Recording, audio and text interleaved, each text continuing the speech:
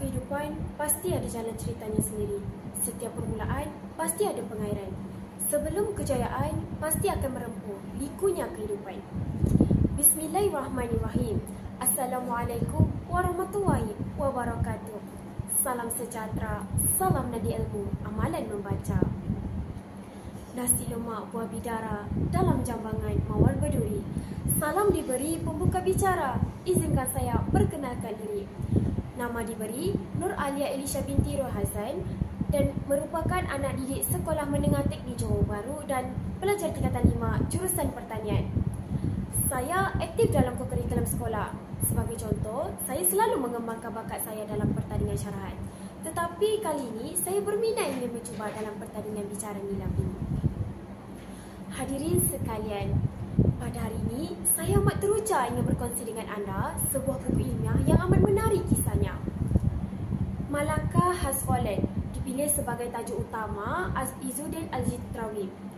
Karya beliau diterbit oleh Karya Pabrika dan merupakan cetakan keempat tahun 2022. Buku ini mempunyai 386 halaman bercetak dan berharga RM28.90 sahaja. Buku ini juga mudah didapati di mana-mana, sebagai contoh di kedai buku maupun di dalam talian. Hadirin sekalian, tak kenal maka tak cinta. Anak kelahiran Pahang ini diberi nama Muhammad Al-Izzuddin bin Muhammad Rozali atau lebih dikenali sebagai Izzuddin Al-Jitrawi.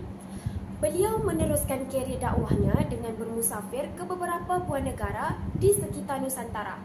Beliau juga antara anak muda yang berjaya mengketengahkan intipati sejarah yang dianggap bosan di mata anak-anak remaja.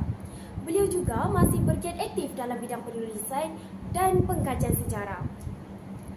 Hadirin sekalian, sejarah dicipta untuk dikenang ataupun dijadikan sebagai pedoman.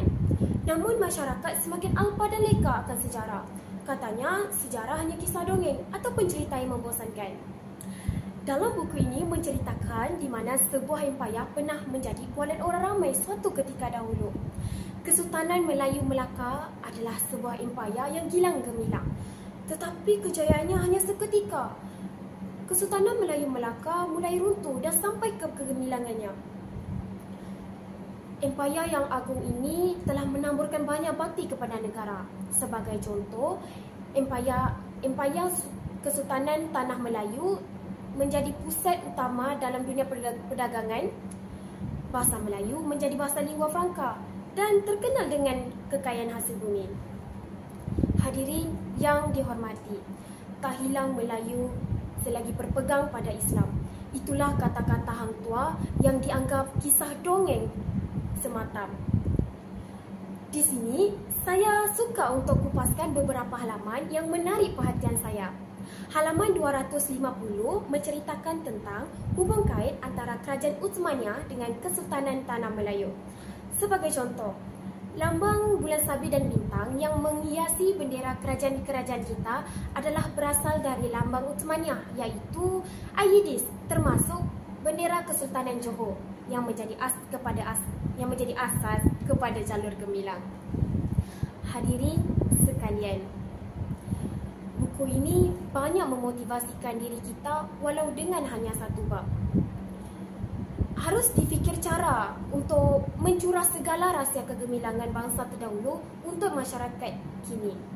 InsyaAllah, bismillah ku atur langkah menjejak sejarah sebagai ibrah. Sekian, terima kasih.